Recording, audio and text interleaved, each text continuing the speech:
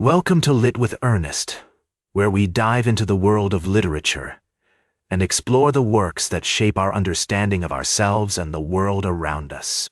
Today, we're discussing Frederick Douglass's powerful speech, "What to the Slave is the 4th of July," a masterpiece of American literature that continues to resonate with us today. Delivered on July 5, 1852, in Rochester, New York, this speech is a scathing critique of slavery and a call to action for the abolitionist movement. Douglass's words are as relevant now as they were then, offering a searing indictment of systemic racism and oppression. To understand the significance of this speech, it's essential to consider the historical context in which it emerged. The mid-19th century was a time of great turmoil in the United States, with the country torn apart by debates over slavery and states' rights. The Fugitive Slave Act of 1850 had recently been passed, requiring Northerners to assist in the capture and return of escaped slaves. This act not only underscored the brutal reality of slavery, but also highlighted the complicity of those who profited from or turned a blind eye to this injustice. In literary terms, Douglass's speech is a prime example of the abolitionist rhetoric that characterized much of 19th century American literature. Authors like William Lloyd Garrison, Lydia Maria Child, and Harriet Beecher Stowe were using their words to expose the atrocities of slavery and advocate for its immediate end. Douglass's work, however, stands out for its personal perspective. As a former slave himself, he brought an unparalleled level of authenticity and passion to his critique. One of the most striking aspects of What to the Slave is the 4th of July is its use of rhetorical devices to convey the horrors of slavery and the hypocrisy of those who celebrated freedom while condoning oppression.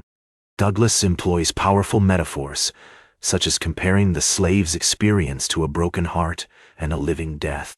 He also uses irony and sarcasm to underscore the disconnect between America's founding ideals and its brutal treatment of enslaved people.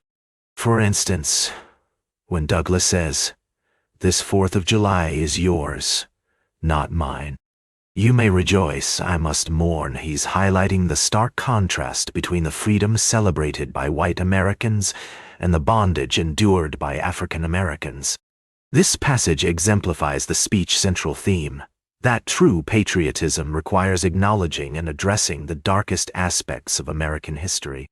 The cultural impact of What to the Slave is the 4th of July cannot be overstated. It has influenced generations of writers, activists, and thinkers, from W.E.B. Du Bois to Martin Luther King Jr. The speech's themes of resistance, justice, and equality continue to resonate in contemporary movements like Black Lives Matter and the ongoing struggle for racial equity. As we reflect on the significance of What to the Slave is the 4th of July, it's essential to consider how its messages apply to our own time.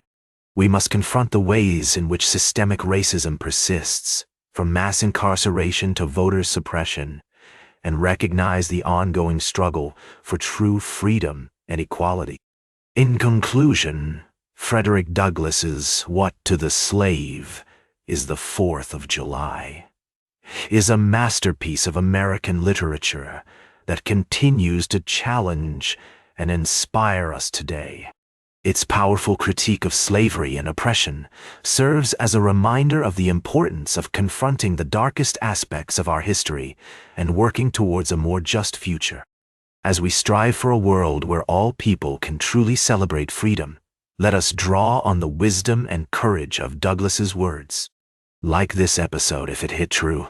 Share it if you respect honest talk about books. Subscribe because we'll do this again. This is Ernest, signing off.